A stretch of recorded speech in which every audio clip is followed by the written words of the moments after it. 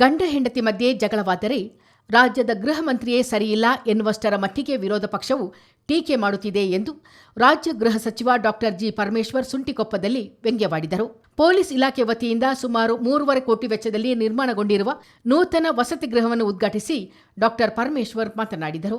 ರಾಜ್ಯ ಕಾಂಗ್ರೆಸ್ ಸರ್ಕಾರ 100 ದಿನಗಳನ್ನು ಪೂರೈಸಿದ್ದು, ಈವರೆಗೆ ನೀಡಿದ್ದ 593 ಭರವಸೆಗಳಲ್ಲಿ ಅರ್ಧ ಭಾಗಕ್ಕೂ ಹೆಚ್ಚು ಭರವಸೆಗಳನ್ನು ಈಡೇರಿಸಿದೆ. ಉಳಿದ 2 ವರ್ಷ 4 ತಿಂಗಳಲ್ಲಿ ಎಲ್ಲ ಭರವಸೆಗಳನ್ನು ಈಡೇರಿಸುತ್ತೇವೆ ಎಂದ ಅವರು, ಮತ್ತೊಮ್ಮೆ 2028ಕ್ಕೆ ನಾವು ನಿಮ್ಮ ಮನೆ ಬಾಗಿಲಿಗೆ ಬರಬೇಕಲ್ಲವೇ ಎಂದು ಪ್ರಶ್ನಿಸಿದರು. ಇಷ್ಟಿದ್ದರೂ ರಾಜ್ಯ ಸರ್ಕಾರದ ವಿರುದ್ಧ ವಿರೋಧ ಪಕ್ಷ ಕಿಡಿಕಾರುತ್ತಲೇ ಇದೆ. ಎಲ್ಲದಕ್ಕೂ ಕಾನೂನು ಸುವ್ಯವಸ್ಥೆ ಸರಿಯಿಲ್ಲ ಎಂದು ಬೊಟ್ಟು ಮಾಡಲಾಗುತ್ತಿದೆ.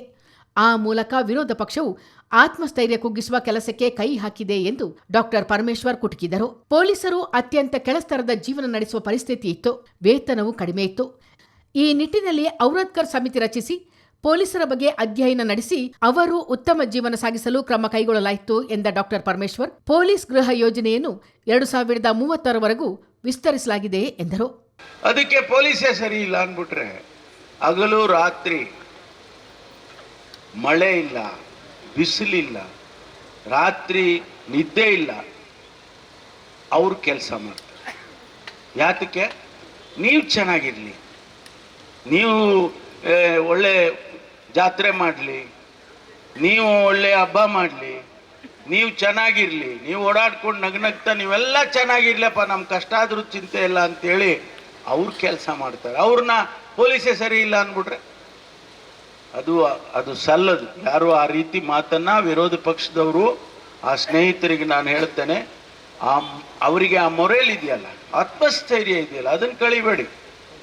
ಇಲ್ಲ, ಹೌದು, ಒಂದು ಇನ್ಸಿಡೆಂಟ್ ಆಗುತ್ತೆ, ಇಲ್ಲ ಅಂತ ಹೇಳೋದಿಲ್ಲ ನಾನು. ಏನು ಹೊಸದಾಗಿ ಈಗ ತಾನೇ ಆಗಿದೆಯಾ?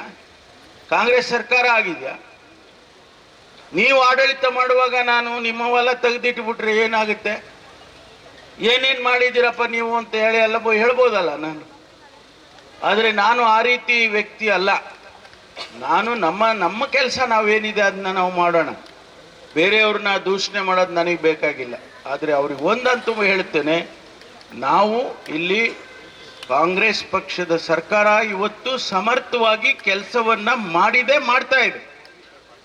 ಜನಸಮುದಾಯ ನಮ್ಮನ್ನು ಆರಿಸಿ 136 ಸೀಟ್ ಕೊಟ್ಟು ಕಳಿಸಿದ್ದಾರೆ.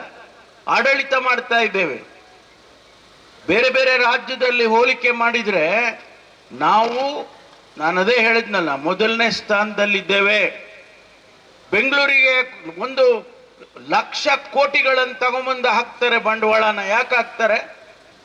ಬೆಂಗಳೂರು ಸರಿ ಇದ್ರೆ ಮಾತ್ರ ಹಾಕ್ತಾರೆ. ಬೆಂಗಳೂರಿನಲ್ಲಿ ನಾವು ಗ್ಲೋಬಲ್ ಇನ್ವೆಸ್ಟರ್ಸ್ ಮೀಟ್ ಅಂತ ಮಾಡಿದ್ದು, 10 ಲಕ್ಷ ಕೋಟಿ ನಾವು ಬೆಂಗಳೂರಿಗೆ ಬಂಡವಾಳ ಹಾಕ್ತೀವಿ ಕರ್ನಾಟಕಕ್ಕೆ ಅಂತ ಹೇಳಿ ಎಲ್ಲ ಮೆಮೊರಾಂಡಮ್ ಸೈನ್ ಮಾಡಿದ್ರು. 10 ಲಕ್ಷ ಕೋಟಿ ಸುಮ್ಮನೆ ಬಂದ್ಬಿಡ್ತಾ? ಸುಮ್ಮನೆ ಹಾಕ್ಬಿಡ್ತಾರ?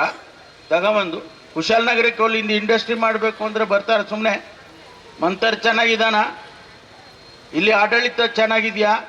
ಜಿಲ್ಲಾಡಳಿತ ನಮ್ಮ ಸೋಮಶೇಖರ್ ಆಡಳಿತ ಸರಿಯಾಗಿ ಮಾಡ್ತಾರ? ಅದೆಲ್ಲ ನೋಡ್ಕೊಂಡಲ್ವ ಬರೋದು. ಅದೆಲ್ಲ ಕರ್ನಾಟಕದ ಮಟ್ಟಿಗೆ ಎಲ್ಲವೂ ಕೂಡ ಚೆನ್ನಾಗಿದೆ. ಅದಕ್ಕಾಗಿ ಬಂಡವಾಳ ಹಾಕೋದಕ್ಕೆ ಬರ್ತಾರೆ. ಆರಂಭದಲ್ಲಿ ಸಭಾಧ್ಯಕ್ಷ ಸ್ಥಾನದಿಂದ ಮಾತನಾಡಿದ ಶಾಸಕ ಡಾ ಮಂತರ್ಗೌಡ, ಜನರನ್ನು ಕಾಯುವ ಆರಕ್ಷಕರಿಗೆ ಉದ್ಯೋಗ ಭದ್ರತೆ ಜೊತೆಗೆ ತಮ್ಮ ಕುಟುಂಬದವರೊಂದಿಗೆ ಜೀವಿಸಲು ಉತ್ತಮ ಗುಣಮಟ್ಟದ ಮನೆಯೂ ಅಗತ್ಯ ಎಂದರು. ಈ ನಿಟ್ಟಿನಲ್ಲಿ ಸರ್ಕಾರದಿಂದ ಮಂಜೂರಾದ 144 ಮನೆಗಳಲ್ಲಿ 12 ಮನೆ ಮಾತ್ರ ಸಾಕಾರಗೊಂಡಿದ್ದು, ಎಲ್ಲ ಸಿಬ್ಬಂದಿಗಳಿಗೂ ವಸತಿ ವ್ಯವಸ್ಥೆ ಕ್ರಮ ಕೈಗೊಳ್ಳಬೇಕೆಂದು ಡಾ ಮಂತರ್ಗೌಡ ಮನವಿ ಮಾಡಿದರು. ಉತ್ತಮ ಗುಣಮಟ್ಟದ ಮನೆಗಳ ನಿರ್ಮಾಣದ ಬಗ್ಗೆ ಮೆಚ್ಚುಗೆ ವ್ಯಕ್ತಪಡಿಸಿದ ಶಾಸಕರು, ಚಿಕ್ಕಳವರದಲ್ಲಿ ಉದ್ದೇಶಿತ ವಿಮಾನ ನಿಲ್ದಾಣಕ್ಕೆ ಮೀಸಲಾದ 108 ಎಕರೆ ಜಾಗವನ್ನು ಪೊಲೀಸರ ಚಟುವಟಿಕೆಗಳಿಗೆ ಬಳಸಿಕೊಳ್ಳಬಹುದು ಎಂದು ಸಲಹೆ ನೀಡಿದರು. ಪೊಲೀಸ್ ಇಲಾಖೆಯು ಡ್ರಗ್ಸ್ ವಿರುದ್ಧ ನಡೆಸುತ್ತಿರುವ ಜಾಗೃತಿಯ ಬಗ್ಗೆ ಮೆಚ್ಚುಗೆ ವ್ಯಕ್ತಪಡಿಸಿದ ಶಾಸಕರು, ಕೊಡಗಿನಲ್ಲಿ ಪೊಲೀಸ್ ಸಿಬ್ಬಂದಿ ನೇಮಕಕ್ಕೆ ಒತ್ತು ನೀಡುವಂತೆ ಮನವಿ ಮಾಡಿದರು. ಪೊಲೀಸ್ ಅಧಿಕಾರಿಗಳಿಗೆ ಅದ್ಭುತವಾಗಿ ಕೆಲಸನೂ ಮಾಡ್ತಾ ಇದ್ದಾರೆ. ಬೇರೆ ಬೇರೆ ರೀತಿಯಲ್ಲಿ ಸಮಸ್ಯೆನೂ ಧೈರ್ಯದಲ್ಲಿ ಇಲ್ಲಿ ಬಗೆಹರಿಸ್ತಾ ಇರೋದ್ರಿಂದ ನಿಮ್ಮ ಮುಖಾಂತರ ಅವರಿಗೆ ವಸತಿ ಯೋಜನೆ ಹೆಚ್ಚಿನ ಸಂಖ್ಯೆಯಲ್ಲಿ ಕೊಟ್ರೆ, ಯಾಕಂದ್ರೆ ಇದು ಯಾವ high standard, it is one of the highest standards quality they given for this. ನಮ್ಮ ಸಿಬ್ಬಂದಿಗಳು ಈ ರೀತಿಯಲ್ಲಿ ಕೆಲಸ ಮಾಡಕ್ ಅಂದ್ರೆ ಇಲ್ಲಿ ವಾಸ ಮಾಡಕ್ ಹೋದ್ರೆ ಇದಕ್ಕಿಂತ ಬಾಡಿಗೆ ಮನೆ ಸಿಕ್ಕೋದಿಲ್ಲ ಅಂತ ನನ್ನ ಅಭಿಪ್ರಾಯ. ಅದಕ್ಕೋಸ್ಕರ ಇಟ್ ಈಸ್ ಅ ವೆರಿ, ನೀವು ಏನು ಸ್ಟ್ಯಾಂಡರ್ಡ್ ಸೆಟ್ ಮಾಡಿದ್ರ it is of highest level ಅಂತ ನಾನು ಹೇಳಕ್ ಇಷ್ಟಪಡ್ತೀನಿ. ನಮಗೆ ನಿಮ್ಮ ಮುಖಾಂತರ ನಾನೇನು ಕೇಳೋಕೆ ಇಷ್ಟಪಡ್ತೀನಿ ಮಾನ್ಯ ಸಚಿವರಿಗೆ, ಇನ್ನೂ ಬೇಕಾದಷ್ಟು ವಸತಿ ಯೋಜನೆ ಅವಶ್ಯಕತೆ ಇದೆ ಸರ್. ನಮ್ಮಲ್ಲಿ ಏನು ಆಲೂರು ಸಿದ್ದಾಪುರ ಪಕ್ಕ ಅಲ್ವಾರ ಅಲ್ಲಿ 108 ಎಕರೆ ನಿಮಗೆ ಟ್ರೈನಿಂಗ್ ಗ್ರೌಂಡ್ ಅಂತ ಜಾಗ ನಿಮ್ಮ ವ್ಯವಸ್ಥೆಯಲ್ಲಿ ಇದೆ ಸರ್. ಅದನ್ನು ಒಂದು ಒಳ್ಳೆ ರೀತಿಯಲ್ಲಿ ಉಪಯೋಗಿಸ್ಕೊಳ್ಳೋಕ್ಕೆ ಪ್ರಯತ್ನ ಮಾಡೋಣ ಅಂತ. ನಿಮಗೆ ಏನಾದರೂ ಒಂದು ಟ್ರೈನಿಂಗ್ ಗ್ರೌಂಡ್ಸ್ ಇರ್ಬೋದು, ಬೇರೆ ಬೇರೆ ರೀತಿಲಿ ನಮ್ಮ ಇಲ್ಲಾಂದ್ರೆ ಒಂದು ಹೌಸಿಂಗ್ ಕಮ್ಯುನಿಟಿನೇ ಮಾಡ್ಬೋದು ಅಂತ ನನ್ನ ಅಭಿಪ್ರಾಯ. ನಾವು ಅವಾಗ ಏನು ಏರ್ಪೋರ್ಟ್ಗೆ ಏರ್ ಸ್ಟ್ರಿಪ್ಗೆ ಕೇಳಂತ ಸಂದರ್ಭದಲ್ಲಿ ನೀವು ಗಿವಿನ್ ಮೀ ದ ಕನ್ಸೆಂಟ್, ಅದು ಇಟ್ ಇಸ್ ನಾಟ್ ಫೀಸಿಬಲ್ ಅಂತ ಬಂದಿದೆ ಸರ್. ಅಲ್ಲಿಗೆ ಆ ವಿಚಾರದಲ್ಲಿ ವಾಪಸ್ ನಿಮ್ಮ ಡಿಪಾರ್ಟ್ಮೆಂಟಲ್ಲಿ ಇರೋದ್ರಿಂದ ಅದನ್ನ ಒಳ್ಳೆ ರೀತಿಯಲ್ಲಿ ಉಪಯೋಗಿಸ್ಕೋಬಹುದು ಅಂತ ನಾನು ಹೇಳಕ್ಕೆ ಇಷ್ಟಪಡ್ತೀನಿ. ವಿಶೇಷವಾಗಿ ನಮ್ಮ ಪೊಲೀಸ್ ಅಧಿಕಾರಿಗಳು ದಿನನಿತ್ಯ ನಮ್ಮ ಸೇವೆಗೆ ತ್ಯಾಗ ಮಾಡ್ತಾ ಇದ್ದಾರೆ ಸರ್. ರೀಸೆಂಟ್ ಆಗಿ ನಮ್ಮ ಜಿಲ್ಲೆಯಲ್ಲಿ ಹೆಚ್ಚಿನ ಸಂಖ್ಯೆಯಲ್ಲಿ ಈ ಡ್ರಗ್ಸ್ನ ಪತ್ತೆ ಹಿಡಿಯೋಕ್ಕೆ ನಮ್ಮ ಹಳೆಯ SP ಪ್ಲಸ್ ಇವತ್ತಿನ SP ಮುಖಾಂತರನು ಅದ್ಭುತವಾಗಿ ಕೆಲಸ ಮಾಡ್ಕೊಂಡು ಬರ್ತಾ ಇದ್ದಾರೆ. ಮಾದಾಪುರಲ್ಲಿ 1 kg 650 ಗ್ರಾಮ್ ಒಂದು ಡ್ರಗ್ ಬಸ್ಟ್ ಮಾಡಿದ್ದಾರೆ. ಅವ್ರಿಗೆ ಅಭಿನಂದನೆ ತಿಳಿಸಕ್ಕೆ ಇಷ್ಟಪಡ್ತೀನಿ.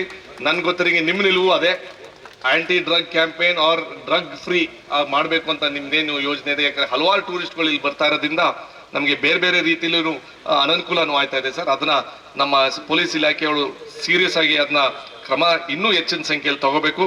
ಅದೇ ರೀತಿಯಲ್ಲಿ ಇದಕ್ಕೂ ಮುನ್ನ ಗೃಹ ಸಚಿವರನ್ನು ಪೊಲೀಸ್ ಇಲಾಖೆಯ ಗೌರವ ರಕ್ಷೆಯೊಂದಿಗೆ ಸ್ವಾಗತಿಸಲಾಯಿತು. ಬಳಿಕ ಸಚಿವರು ನೂತನ ವಸತಿ ಗೃಹವನ್ನು ಉದ್ಘಾಟಿಸಿದರು. ಸಮಾರಂಭದಲ್ಲಿ ದಕ್ಷಿಣ ವಲಯ ಪೊಲೀಸ್ ಮಹಾನಿರೀಕ್ಷಕ ಡಾ ಬೋರಲಿಂಗಯ್ಯ, ಜಿಲ್ಲಾಧಿಕಾರಿ ಸೋಮಶೇಖರ್, ರಾಜ್ಯ ಕ್ರೀಡಾ ಪ್ರಾಧಿಕಾರದ ಉಪಾಧ್ಯಕ್ಷ ಅರುಣ್ ಮಾಚಯ್ಯ, ಕಾಂಗ್ರೆಸ್ ಮುಖಂಡರಾದ ಲಕ್ಷ್ಮಣ್, ಗ್ಯಾರಂಟಿ ಸಮಿತಿ ಜಿಲ್ಲಾಧ್ಯಕ್ಷ ಧರ್ಮಜ ಉತ್ತಪ್ಪ, ತಾಲೂಕು ಅಧ್ಯಕ್ಷ VP ಶಶಿಧರ್, ಜಿಲ್ಲಾ ಪಂಚಾಯಿತಿ ಮಾಜಿ ಅಧ್ಯಕ್ಷೆ ಚಂದ್ರಕಲಾ, ಮಾಜಿ ಸದಸ್ಯ PM Latif, SP Bindumani, CEO Anand Prakash ಮೀನಾ, ಅರಣ್ಯ ಸಂರಕ್ಷಣಾ ಅಧಿಕಾರಿ ಅಭಿಷೇಕ್ ಮತ್ತಿತರರು ಹಾಜರಿದ್ದರು. ಚಿತ್ತಾರ ನ್ಯೂಸ್ ಮಡಿಕೇರಿ.